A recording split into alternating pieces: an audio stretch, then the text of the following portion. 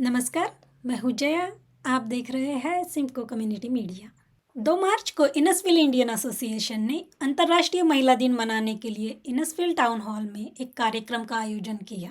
इनसफिल Indian association की उपाध्यक्ष सुदेशना साहू ने संगठन के मिशन को उजागर किया, जिसमें भारतीय संस्कृति को संरक्षित करना, समावेशिता को बढ़ावा देना और विविध समुदाय को एकत्रित करना शामिल है। साहू भारत में एक संयुक्त पारिवारिक वातावरण में पली बढ़ी है। उससे उन्हें महिलाओं के सशक्तिकरण की प्रेरणा मिली है।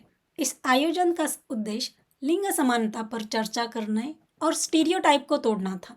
इनसफिल इंडियन एसोसिएशन ने इस समारोह के मुख्य वक्ता के रूप में यूनाइटेड वे, किंगस्टन, लैनक्स और एडिंगटन की पूर्व सीईओ और अध्यक्ष भावना वर्मा को आमंत्रित किया था। भारत में पली बड़ी वर्मा ने बताया कि बालपन में मिली समानता ने उन्हें कनाडा में सफल बनने में मदद की। उन्होंने भारत से कनाडा तक अपनी यात्रा, एक अप्रवासी के रूप में सामना की गई चुनौतियां और यूनाइटेड वे में अपनी सफलता की कहानी सुनाई। वर्मा ने कनाडा में अनुभव की गई असमानता और माइक्रो एग्रेशन पर चर्चा की। उन्होंने पूर्वाग्रह के खिलाफ निरंतर लड़ाई और महिलाओं के मुद्दों को संबोधित करने में एकजुटता की आवश्यकता पर जोर दिया। अब आगे देखिए इनसफिल इंडियन एसोसिएशन ने आयोजित किए हुए अंतर्राष्ट्रीय महिला दिन का video. Thank you for coming, everybody. So before we dive in deeper into our celebrations today, how about we take a pause here and let's applaud for all these wonderful, beautiful ladies in the room today.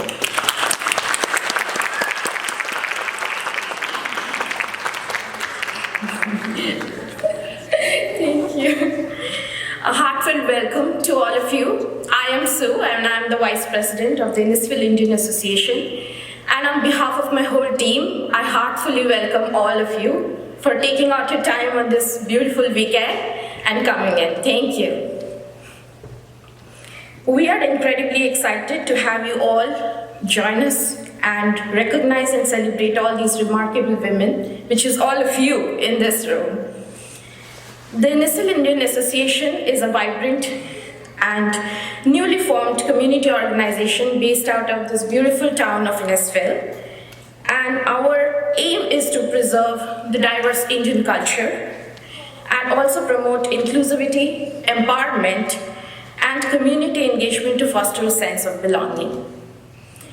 Now, taking a step back, a couple of months ago, I went into my team and came with the proposal that we need to celebrate Women's Day. And trust me, there were millions and millions of questions and moments of self-doubt. But thanks to my superpowers, I convinced my team. Okay, that was a bit of an exaggeration, but my team was very supportive and they really confided in me, and today we stand here and we're having this entire celebration. This event holds a very special place for me in my heart, and I'm very emotional and personally vested in this event today. I feel really grateful and blessed to have really incredible parents who have brought me up no less than a princess. But I know that there are girls out there who might not have the same story as I. As I grew up and stepped out into the world, into the real world, I realized that everything isn't rosy as it is in my house. Multiple triggers later, I realized and I became a really strong supporter of women around me. And like my biggest inspiration, Mother Teresa once said, I alone cannot change the world, but what I can do is I can cast a stone across the water to create many ripples. On a personal front, I hail from a modest town in a middle-class family in the eastern part of India. And I belong to a joint family. I know a joint family might be an alien term in this part of the world, but in my part of the world, it is a very normal feature.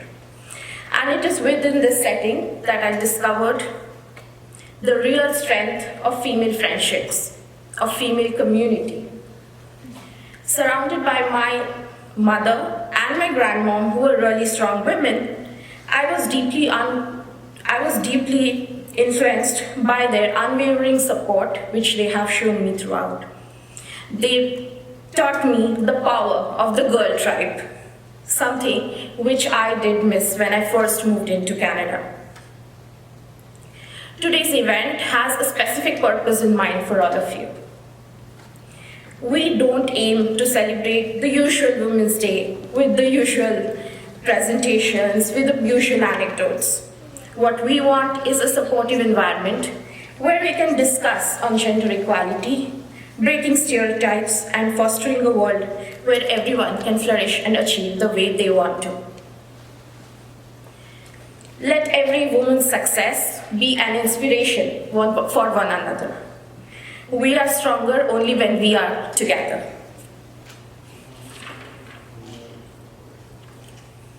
So before diving into our party mode, let's give a round of applause to the real MVPs behind this event who had our backs and believed in our crazy dreams.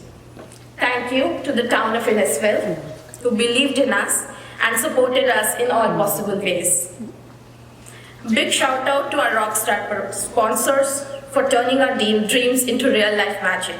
Our platinum sponsor 400 Chrysler, Dodge Jeep Ram, and our gold sponsor Shivam Gulati Realtor at Century 21. Finally, I would like to cheer all these trailblazing ladies out here who have taken out time and come and believed in our dreams. Your achievements not just inspire me, but they inspire all those young girls who are working harder each and every day. So let's work together and make a dent wherever we can. And I am truly proud to be standing and sharing the stage alongside all of you. I pass it on to Catherine to let the party rolling. Thank you. So thank you for inviting me. I'm honored that you thought of me. Loki called me when I was in India and asked me if I'd do this. It seemed like a long time away, but before you know it, it's March and I'm here.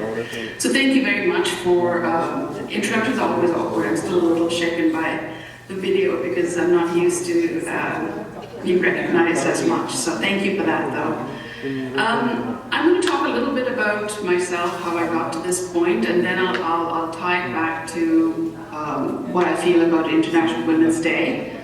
And my experience is very similar to Sue. But before I start, I just want to warn people, I speak really quickly, and I can't see the audience right now, so you just have to listen faster. That's what a friend always tells me. Just tell everyone to listen faster. So listen faster, and I'm about to start. So Gandhi had said, Mahatma Gandhi had said, educate a man, you educate an individual. You educate a woman, you educate a whole family. And I was a direct beneficiary of this message. I was born in Lucknow in India. My father was an Air Force officer and my mother was a doctor. All the women in my family of my mother's generation were highly educated. They were equally on par, if not more educated than the men in my family. And that makes a huge difference, I believe. My grandfather was a doctor, but so was my mother and her female cousins. Others were educators, professionals, and I was born into this amazing family of very supportive people. I grew up in India, as Sue said, I was a pretty pampered princess. Not a real princess, but I always felt special. I was the first girl after a long line of older male cousins, and anyone who knows Indian families knows that cousins are part of the family. It's all an extended family. I have two real brothers, but most of these were all older than me, and I was really celebrated when I was born because I was the first girl after a long lineup. One of my father's favorite pictures of me actually was when I was 2 years old. I'm in a frilly frock and I'm lining up all my male cousins and brothers, and I'm wagging my finger at them and telling them they had been very naughty. But at that time, no one called, I was just called bossy. Nowadays they call it leadership, but at that time it was just bossiness. I'm going to talk a little bit about what drew me to the United Way. I learned about poverty pretty late. Considering how rampant it is in India, it is a surprise. I was 8 years old. I led a very sheltered life on Air Force bases, and when I first saw poverty, coming out of a theater, and I just saw all these people on the street, and it just broke me. I started to cry, and I couldn't stop crying. And my father asked me what the matter was, and I told him that we had to help all these people, and what could we do? This was bad, and what should we do? And my father very wisely told me I couldn't change the world, but every day I needed to do something to help someone and to be kind. I did, but I felt guilty all the time. So fast forward, met my husband, we fell in love, we got married. He had been to McMaster a long time ago, and before he met me. And one day he turned around and said, "Do you want to move to Canada?" And I said, "Absolutely not." But as always, he wasn't listening to me. Before we knew it, we were here in Hamilton, which is a big shock for me because anyone who knows the vision of Canada when you're in India is all about this, rivers and streams and salmon in the rivers. And we actually drove in a bus from Toronto Airport to Hamilton. It was not very pretty. So I was really mad. I actually didn't talk to my husband for 6 months.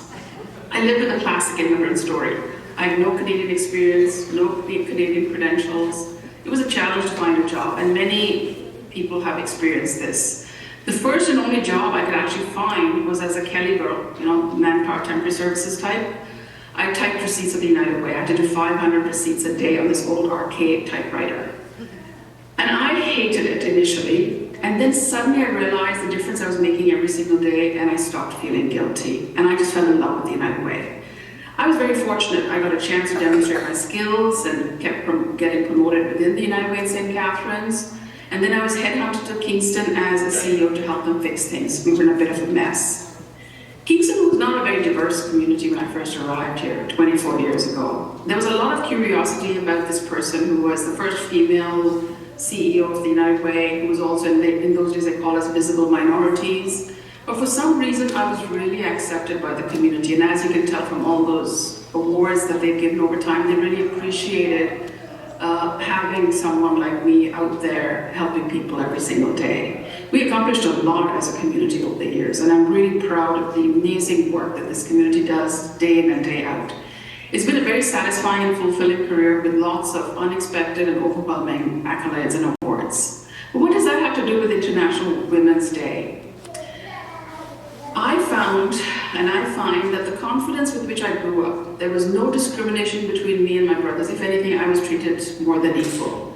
There was no different treatment. I carried this right into my career and in school. There were no differences between me and the boys in school. There was no difference between me and the men in the places I worked in India.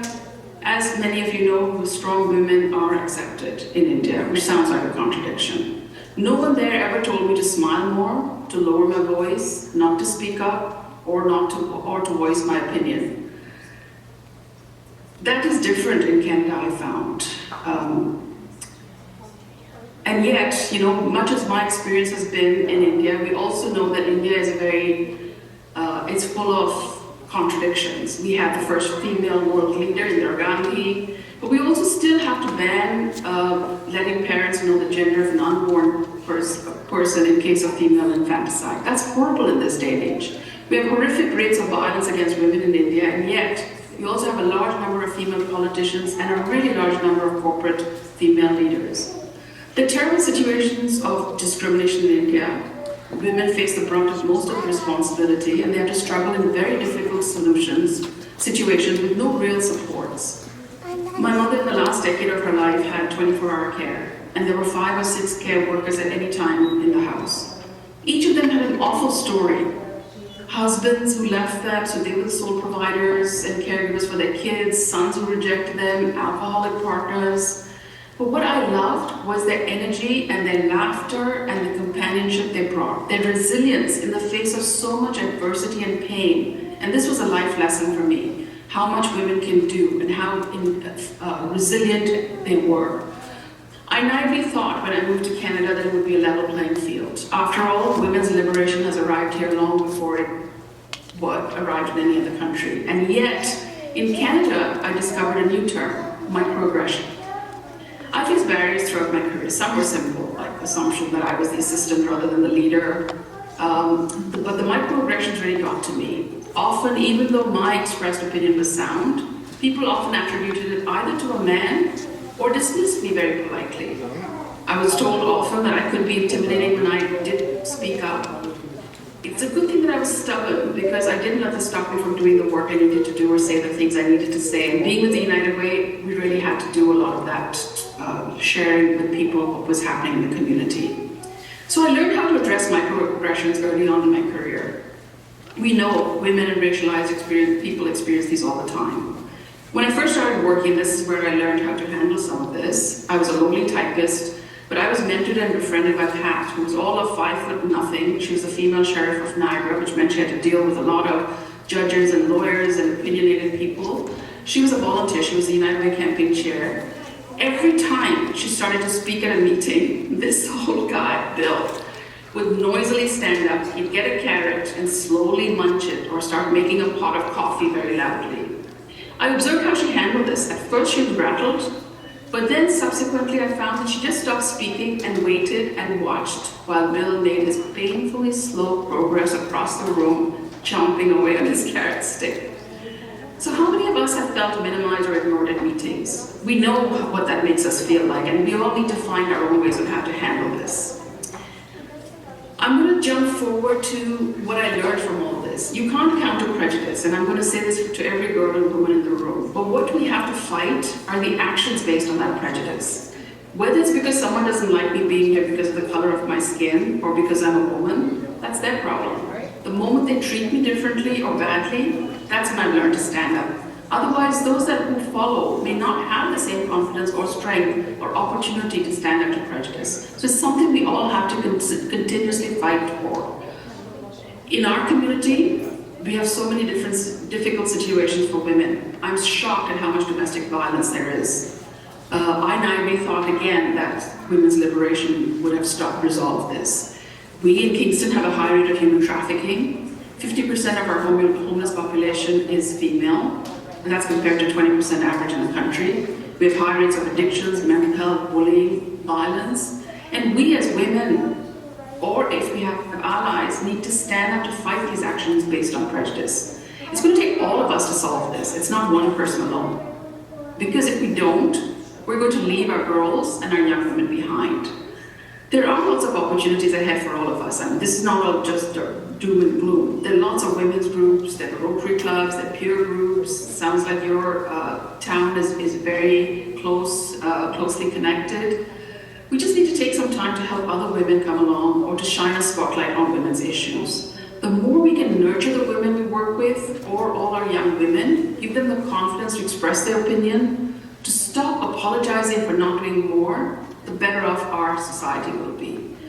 And we need to help the men in our lives, our partners, spouses, sons, nephews, friends, to also nurture and treat girls and women as equals.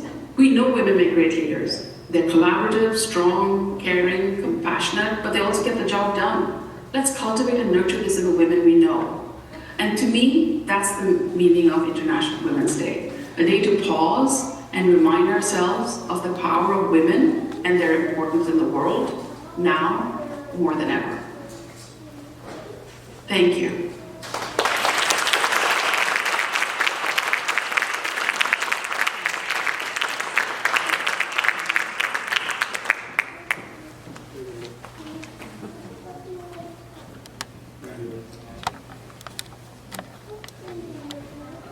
Does anybody have any questions? She's still online. Loki. Sure.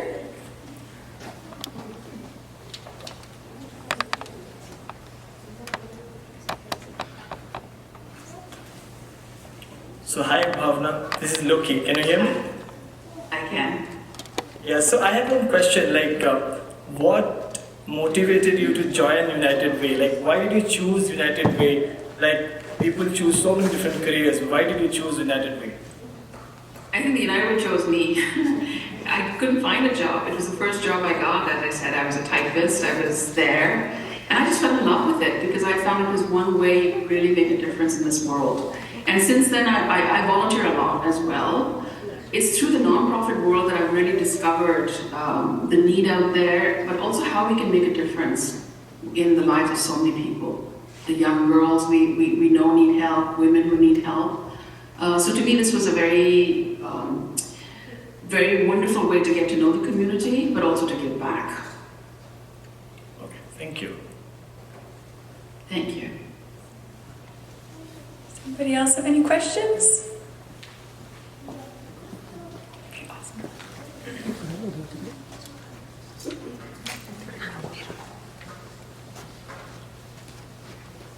Thank you so much, Ms. Pharma, for your inspiring talk. It was really very much appreciated.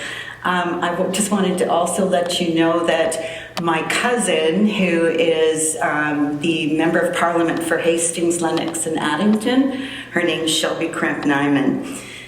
So you might recognize that name. I do. So my question to you is, moving from Hamilton, which is probably a lot more diverse than Kingston at the time, what were some of the challenges that you ran into, or which do you prefer? Do you like Kingston better or Hamilton better? I love Kingston. I liked Hamilton. We moved to St. Catharines for 8 years in between. I was with the United Way there. I loved it. I just love Kingston. It isn't a very diverse community. It wasn't, at least. It's becoming diverse now with the international students. But it's a very caring community. It's just right-sized. I think when I first came, being a not very diverse community, people are very curious about me. So it was interesting that no longer, and I'm a private person, believe it or not, but I had to really give up that privacy because people were curious. They wanted to know who I was, what my interests were. If I went out, people recognized me because there aren't that many women who are visible minorities in this community. So I really had to behave myself everywhere I went just because I did stand out a bit. But I love Kingston. It's home. We have Priscilla over here with a question. Hello, thank you. It's so nice to meet you, I guess. I just want to say I'm very inspired by your story, and I just wanted to know, when did you have that moment of actualization that you were making an impact, and how did you feel once you had that moment? Great question. So when I grew up in India, I always felt guilty. Why do I have, and it's not like we were really wealthy, we were comfortable, but why do I have so much and why are there so many people who don't? Why am I so special and, made to feel special and so many people aren't? So when I came to Canada and found the United Way, which I believe is my calling, I walked into work, whatever I did was contributing to helping people. I would have loved to do social work, and I have so much respect for the frontline agencies, but I don't have the strength and the resilience that they have. I could not do the kind of work they do every single day and face all the adversity that they face. So for me, the United Way was a nice way of protecting myself, but also knowing that I was giving back. So working with agencies, working with people with lived experience, I still had a little bit of a shield to protect myself, which is why I've been 30 years with the United Way movement, and that kind of helped me stay, because most people, they burn out pretty early in the social service field. Thank you. I just had one more question. You mentioned social work. I'm also a new social worker, and I work at MPP Kanjan's office. I just wanted to know, how do you deal with compassion fatigue? Because I know working at the front lines, that can also take a toll on you, especially if you care about the work that you do. So how do you kind of navigate compassion fatigue, and what does your self-care routine look like? So I was fortunate in that I was surrounded by volunteers. I knew the difference we were making, the positive stories. I met a lot of people who were directly benefited. So I didn't actually experience the compassion fatigue. I actually didn't have a work-life balance. I know people talk about work-life balance, but I call it work-life harmony. I just needed to keep working because there was so much work to be done. But I completely get compassion fatigue, and a lot of my time with the United Way was trying to find ways to help people in our community who were doing this incredible work of serving others. How could we help make their lives better? How could we recognize the great work they do every single day, 24/7? And that was part of what I tried to do every time I met an agency. I love your term, work-life harmony.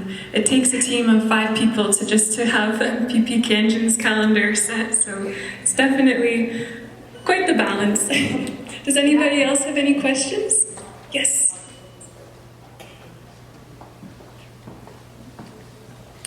Hello, Ms. Varma. My name is Nishika Jardine. Thank you so much for sharing your story. I think there's so much power in hearing other people's stories and kind of putting that together with your own perspectives and your own experience. So thank you so much for that. My question is, and I wonder if other people may be curious about this, you spoke about microaggressions, and it took me a long time to figure out that that's what they were, but I'm really intrigued, and I'm wondering whether you could share some advice to the women in the room here today about how to deal with those microaggressions. Thank you. Such a great question. We experience them all the time, right? And sometimes we can call it out, sometimes we can't. We just look stupid when we do, so then we have to kind of bide our time. So I actually try to figure out what is the outcome I want. Is it going to actually make a difference? So if I'm in a group where I can see this, everything I say is being attributed to another man, what I find is I try to find allies in the room. Because it sounds silly if I say, no, I'm the one who said that, not him, it was me, right? It just makes you, and that's the whole intent of our microaggressions, to minimize our experiences, our wisdom, ourselves. So I just, sometimes I just let the turkeys, I don't let the turkeys get me down, I just leave them alone, and I just sow the ego. Other times, if I think I am going to have an impact, I will speak up, or I will, you can read online, there's certain words or expressions you can say, of course in the moment I never remember them, but I pick my time, I pick my battles. That's the only way I can survive. Did that help?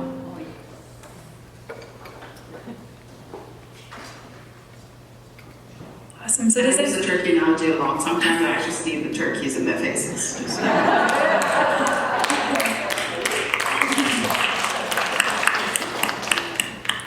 Does anybody have any other questions? Yes.